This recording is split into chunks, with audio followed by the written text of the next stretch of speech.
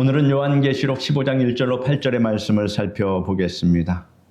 요한계시록 15장 1절로 8절 말씀을 우리 다 같이 읽겠습니다.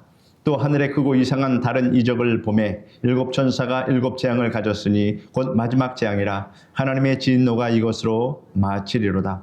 또 내가 보니 불이 섞인 유리바다 같은 것이 있고 짐승과 그의 우상과 그의 이름의 수를 이기고 벗어난 자들이 유리바다 가에서 서서 하나님의 검은 고를 가지고 하나님의 종 모세의 노래 어린 양의 노래를 불러 이르되 주 하나님 곧 전능하신 이여 하시는 일이 크고 놀라우시도다.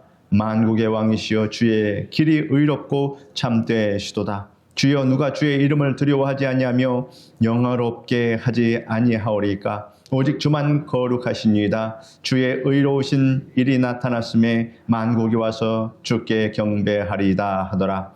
또 이 일 후에 내가 보니 하늘의 증거 장막의 성전이 열리며 일곱 재앙을 가진 일곱 천사가 성전으로부터 나와 맑고 빛난 세마포 옷을 입고 가슴에 금 띠를 띠고 네 생물 중에 하나가 영원토록 살아계신 하나님의 진노를 가득히 담은 금 대접 일곱을 그 일곱 천사들에게 주니 하나님의 영광과 능력으로 말미암아 성전의 연기가 가득 차매 일곱 천사의 일곱 재앙이 마치기까지는 성전에 능히 들어갈 자가 없더라. 요한계시록은 22장으로 되어 있는데 그 내용 대부분 종말에 있을 7년 환란에 관한 기록입니다. 하나님의 진노가 3대 7중 재앙으로 7년 동안 임하게 됩니다. 이는 일곱인, 일곱 나팔, 일곱 대접 재앙입니다. 일곱인 재앙 가운데 일곱 번째 인이 떼어질 때 일곱 나팔 재앙이 시작되고 일곱째 나팔에서 일곱 대접 재앙으로 이어집니다.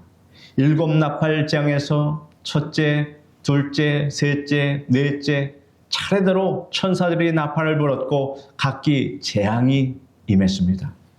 천체 이변이 발생하였고 그 후 요한이 보니 공중에 날아가는 독수리가 큰 소리로 땅에 사는 자들에게 화가 있으리로다 라고 외쳤습니다. 화를 3번 외쳤습니다.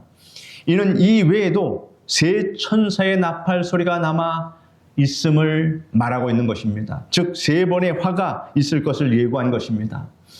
나머지 세 천사가 차례대로 나팔을 불므로 임하는 재앙들이 이 3번의 화에 해당됩니다. 5째 나팔 재앙이 첫째 화이고 6째 나팔 재앙은 둘째 화였습니다.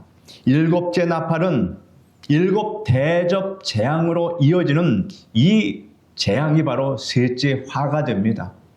오늘 살펴보게 될 15장은 계시록 중에서 가장 짧은 장입니다.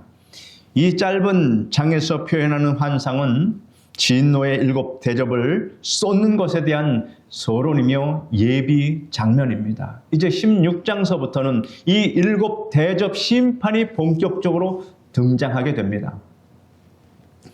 1절에는 또 하늘에 크고 이상한 다른 이적을 보매 일곱 천사가 일곱 재앙을 가졌으니 곧 마지막 재앙이라. 하나님의 진노가 이것으로 마치리로다 라고 하였습니다. 사도 요한은 하늘에 크고 이상한 다른 이적을 보았습니다. 계시록 12장 1절과 2절에서도 사도 요한이 보았던 2가지 이적이 있었습니다. 여러분 기억이 나십니까? 첫째 이적은 해를 입은 한 여인에 관한 것입니다. 이 여인은 이스라엘을 의미한다고 했습니다. 두 번째 이적은 큰 붉은 용에 관한 것이었습니다. 이 붉은 용은 사탄을 의미한다고 했습니다. 여기에 언급된 이적은 세 번째 이적으로서 일곱 재앙을 가진 일곱 천사에 관한 것입니다. 앞에서 설명한 대로 하나님의 진노에 의한 재앙이 3단계로 진행되고 있습니다. 먼저 일곱인을 떼는 재앙이고 다음은 일곱 나팔을 부는 재앙이고 마지막으로는 일곱 대접을 쏟는 재앙입니다. 일곱 대접을 쏟는 재앙이 이제 마지막 재앙입니다. 이것으로 하나님의 진노가 끝나게 됩니다. 2절에는 같이 읽겠습니다. 또 내가 보니 불이 섞인 유리바다 같은 것이 있고 또 짐승과 그의 우상과 그의 이름의 수를 이기고 벗어난 자들이 유리바닷가에 서서 하나님의 검은 고를 가지고 오라고 하였습니다. 일곱 진노의 대접을 가진 일곱 천사의 활동에 관하여 말하기 전에 그리스도를 위하여 순교를 당한 사람들이 등장하는 장면이 나옵니다. 그들이 유리 바닷가에 서 있었습니다.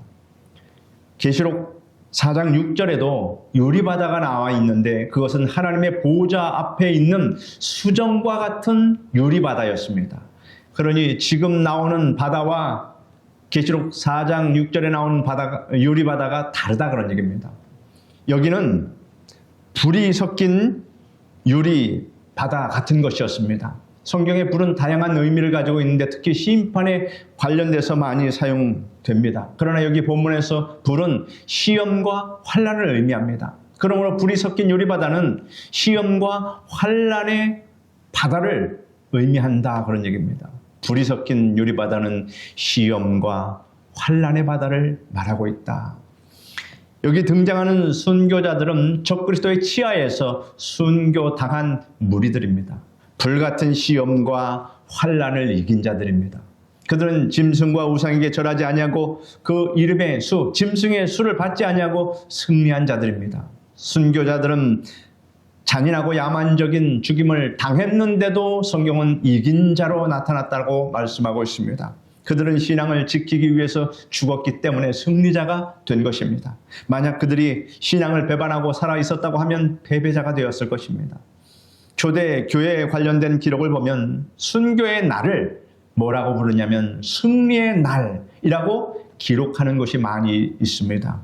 로마 시대 순교당한 사람들에 관하여 초대 교회의 기록인 성 페르페투아의 순교록 등에는 그들의 승리의 날이 밝았고 그들은 평화로운 모습으로 감옥부터 원형 극장으로 걸어갔다라고 기록하고 있습니다.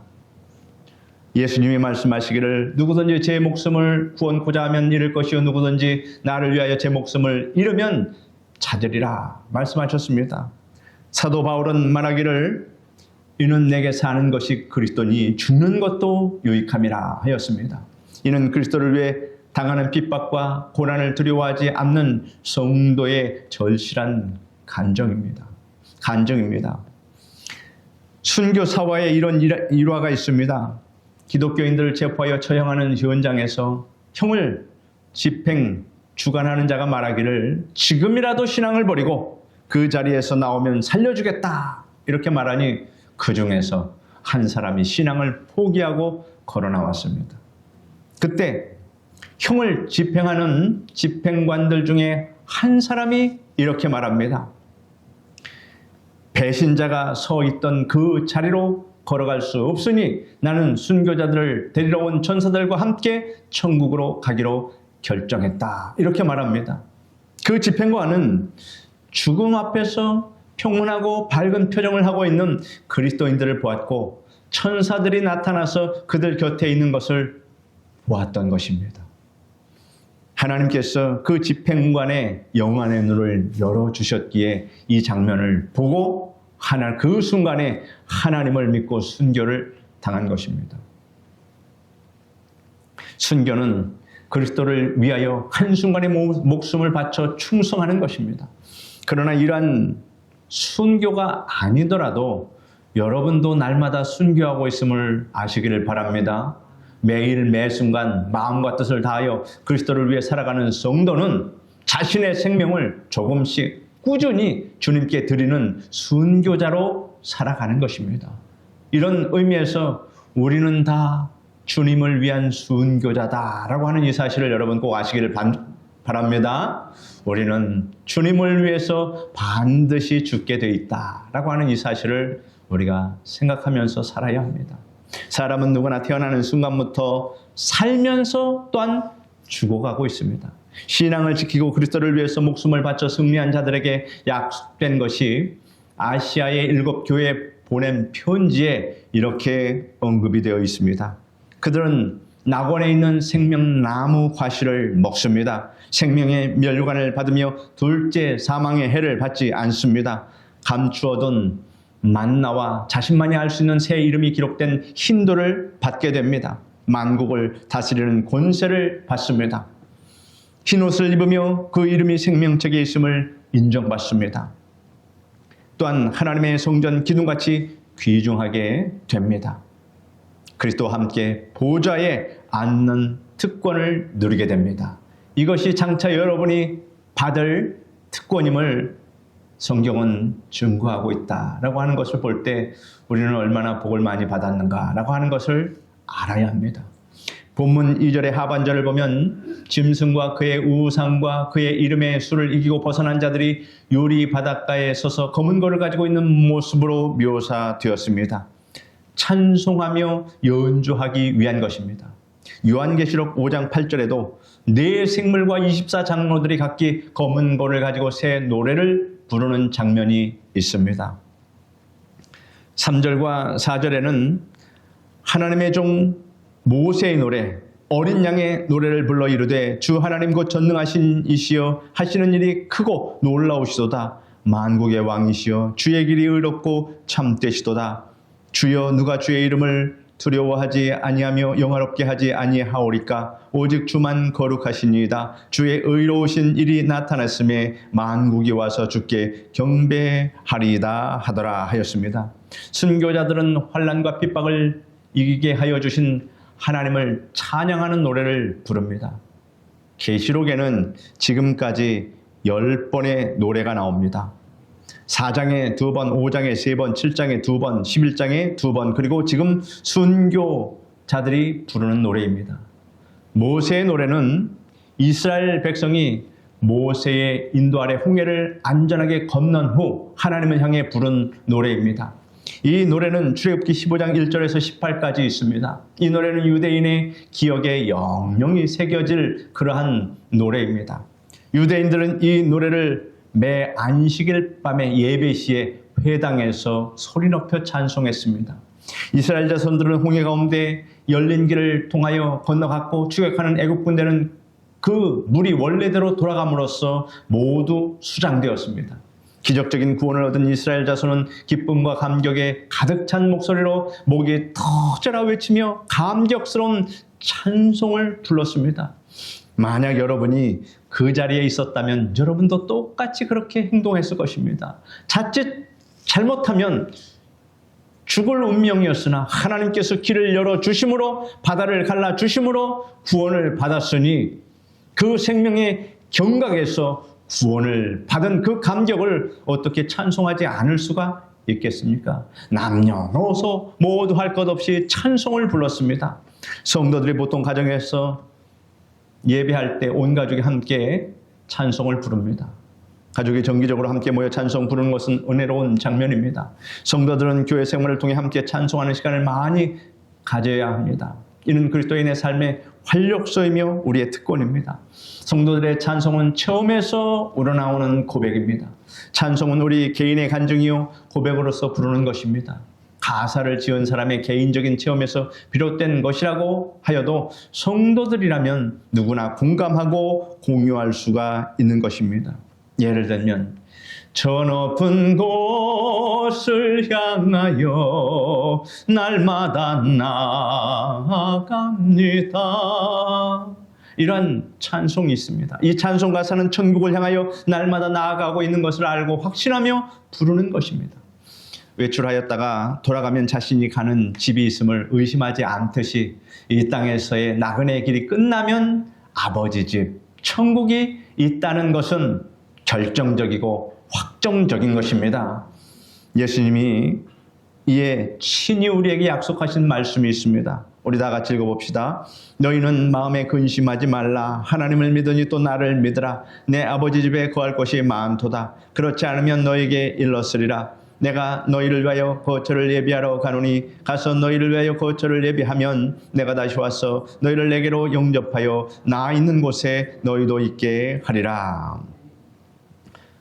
모세와 백성들의 찬송 가사를 보면 구원으로 시작해서 영광으로 끝내고 있습니다.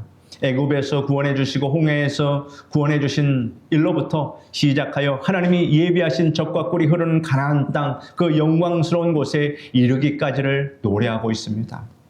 우리의 찬송은 마치 무지개와 같이 두 개의 끝이 있습니다. 한쪽 끝은 구속이요, 다른 한쪽은 장래의 영광입니다. 한 끝은 십자가이며 다른 끝은 천국입니다. 십자가 없는 구원이 없듯이 고난 없는 영광도 없습니다. 대속의 은혜가 없는 부활과 천국은 있을 수 없습니다. 예수 그리스도의 십자가를 부인하고 대속의 은혜를 믿지 않으면서 죽은 다음 좋은 곳에 간다고 믿는 것은 허황된 것입니다. 예수님을 믿어서 구원을 받은 여러분은 반드시 부활과 천국에 이르게 됨을 믿으시길 바랍니다. 찬송은 오직 하나님께 드리는 찬송이었습니다. 인간의 공로에 관한 가사는 찾을 수 없습니다. 모세야 위대하도다, 아론이여 위대하도다 라는 내용이 없습니다. 미리암을 높이는 것도 없었습니다. 오직 하나님께 대한 찬송뿐이었습니다. 이것이 진정한 찬송입니다.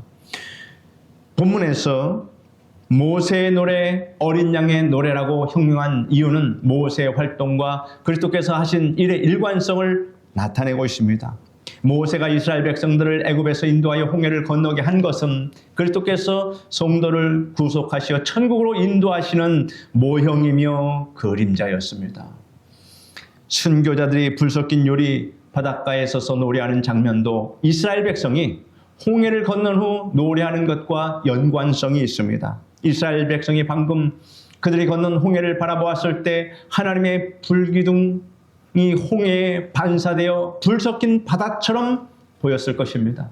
순교자들이 부른 노래 가사를 살펴보면 하나님의 행하신 일과 하나님의 속성에 대하여 구원받은 자들의 체험에서 우러나오는 고백이며 간증입니다. 3절, 4절을 다시 보면 주 하나님 곧 전능하신 이시여 하시는 일이 크고 놀라우시도다. 만국의 왕이시여 주의 길이 의롭고 참되시도다. 주여 누가 주의 이름을 두려워하지 아니하며 영화롭게 하지 아니하오리까. 오직 주만 거룩하시니이다. 주의 의로우신 일이 나타났음에 만국이 와서 주께 경배하리다 하더라 하였습니다. 하나님이 하신 일과 속성이 10가지로 열거되고 있습니다. 주 하나님, 전능하신 하나님, 크고 기이하신 일을 행하신 하나님, 만국의 왕이신 하나님, 의롭게 하시는 하나님, 진실하게 행하시는 하나님, 누구나 경외해야 할 하나님, 영광을 받으시기에 합당하실 하나님, 거룩하신 하나님, 만민의 경배를 받으실 하나님, 이렇게 모두 10가지였습니다. 순교자의 노래는 그들 자신의 승리와 공적에 대해서는 이런 방구도 없고 처음부터 끝까지 하나님에 관한 것뿐이었습니다. 천국은 인간들이 자신의 공적을 다 잊고 하나님의 은총과 위대하심과 영광만을 기억하는 것입니다. 5절과 6절에는 또 이 일 후에 내가 보니 하늘의 증거 장막의 성전이 열리며 7재앙을 가진 7천사가 성전으로부터 나와 맑고 빛난 세마포 옷을 입고 가슴에 금띠를 띠고 하였습니다. 7재앙을 가진 7천사가 성전으로부터 나왔는데 이 성전은 증거 장막이었습니다. 그러므로 요한은 구약에 나오는 성막의 성소를 보고 있음을 확신합니다. 7재앙을 가진 7천사가 성막으로부터 나온 것은 어떤 상징적인 의미를 표현하고 있습니다. 성막은 광야에서 이스라엘 백성 중에 하나님께서 거룩한 임재를 나타내신 곳입니다. 마지막 재앙의 출처가 바로 거룩하신 하나님이라는 사실을 말하고 있습니다. 성막 안 지성소에는 증거궤라고 부르는 궤가 있고 그 안에는 율법의 정수인 10계명이 기록된 돌판이 있습니다. 종말의 재앙은 하나님께서 말씀하신 법에 근거한 것임을 의미하고 있다라고 하는 사실입니다. 등장한 7천사들의 복장은 제사장의 이미지를 반영하고 있습니다. 제사장은 흰 세마포에 황금실로 짠 띠를 가슴에 두르는 복장을 하였습니다. 제사장이 하나님과 사람 사이의 임무를 수행하였듯이 여기에 등장한 천사는 하나님의 심판을 대행하고 있습니다. 7절과 8절에는 네 생물 중에 하나가 영원토록 살아계신 하나님의 진노를 가득히 담은 금 대접 7을 그 7 천사들에게 주니 하나님의 영광과 능력으로 말미암아 성전의 연기가 가득 차매 7 천사의 7 재앙이 마치기까지는 성전에 능히 들어갈 자가 없더라 하였습니다. 네 생물 중에 하나가 하나님의 진노를 담은 7 금 대접을 7 천사에게 주었습니다. 계시록 4장 7절에 기록된 네 생물은 첫째가 사자 같고, 둘째가 송아지 같고, 셋째가 사람 같고, 넷째가 독수리 같았습니다. 이는 자연계에서 가장 용감하고 힘세고 영리하고 빠른 존재를 상징하며 예수 그리스도의 신성과 인성과 임무 수행을 나타내는 것입니다. 하나님의 영광과 능력을 인하여 성전의 연기가 차게 되었습니다. 연기와 구름은 하나님의 임재와 영광을 나타냅니다. 이를 증명하는 장면이 구약 성경 여러 곳에 있습니다. 출애굽기 19장을 보면 이스라엘 백성들이 보는 중에 하나님께서 시내산 꼭대기에 강림하시는 장면이 있습니다. 천둥 소리가 나고 번개가 치며 짙은 구름이 산 위를 덮고 아주 큰 나팔 소리가 들리니 진 위에 있는 모든 백성들이 떨었습니다. 모세가 하나님을 만나려고 장막으로부터 그 백성들을 데리고 나왔습니다. 그들이 산 기슭에 서 있는데 산의 연기가 자욱하니 이는 여호와께서 불가운데 그곳에서 내려오시기 때문입니다. 그 연기가 옹기까마 연기 같이 올라가고 온 산이 크게 진동하였으며 나팔 소리가 점점 크게 울렸는데 모세가 말씀을 드리자 하나님께서 음성으로 대답하셨습니다. 출애굽기 40장에는 그 후에 구름이 회막에 덮이고 여호와의 영광이 성막에 충만함에 모세가 회막에 들어갈 수 없었으니 이는 구름이 회막 위에 덮이고 여호와의 영광이 성막에 충만함이었으며 라고 기록되어 있습니다. 본문의 8절 하반절에 보면 7 천사의 7 재앙이 마치기까지는 성전에 능히 들어갈 자가 없었더라 하였습니다. 7 재앙이 다 끝날 때까지 아무도 성전에 들어갈 수 없는 이유는 그 누구도 하나님의 진노를 거둘 수 없기 때문이었습니다. 이스라엘 백성들이 시내산 아래에 머물며 당시 금송아지 우상을 만들어 경배하는 사건이 발생했습니다. 하나님께서 진노하여 그들을 진멸하시려고 하심으로 모세가 진심으로 하나님께 호소하니 하나님께서 그 뜻을 돌이키신 적이 있습니다. 모세는 생명책에서 내 이름을 지워달라고까지 그렇게 자신을 희생하면서 간구하니 하나님께서 그 뜻을 돌리신 것입니다. 자기 백성에게 내리겠다고 말씀하신 재앙을 내리지 않았습니다. 이처럼 하나님께서 모세의 간청을 듣고 뜻을 돌이켜 재앙을 내리지 않으신 적은 있지만 종말의 마지막 7 재앙에 대해서는 누구도 하나님의 궁유를 간청할 수 없습니다. 7 천사의 재앙이 마치기까지는 성전에 능히 들어갈 자가 없다라고 하신 말씀은 회개하고 기도하기에는 이미 늦었다라는 뜻입니다. 마지막까지 하나님의 자비와 은혜의 음성을 거부하고 그 손길을 뿌리친 자들에게는 심판과 멸망밖에 없습니다. 하나님께서 결정적인 구원과 심판 계획은 결정하신 심판과 구원 계획은 누구도 변경할 수 없다라고 하는 것을 하나님께서는 확정하셨습니다. 예수 그리스도를 믿는 자는 구원받고 믿기를 거절하는 자는 멸망을 받는 것입니다. 이는 확정된 것이며 변동이 없습니다. 에베소서 2장에는 우리 같이 읽겠습니다. 궁휼이 풍성하신 하나님이 우리를 사랑하신 그 큰 사랑을 인하여 허물로 죽은 우리를 그리스도와 함께 살리셨고 너희는 은혜로 구원을 받은 것이라.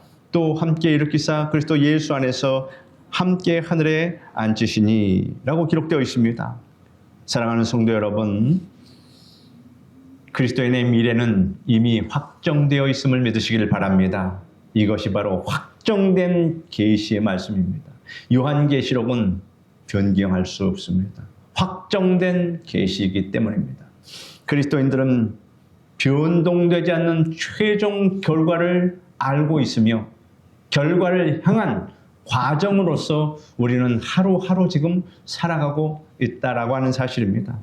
그러므로 무슨 일을 만나든지 그것은 천국으로 가는 길에서 잠시 겪게 되는 과정에 불과한다라고 하는 것을 생각하시고 오직 하나님을 경외하고 의지하고 사랑하며 승리하는 여러분 되시기를 축원드립니다. 기도하겠습니다. 거룩하신 하나님 감사합니다. 우리에게 장차 일어날 하나님 일들에 대해서 요한을 통해서 환상으로 보게 하시고 우리에게 전하여 주시니 감사합니다.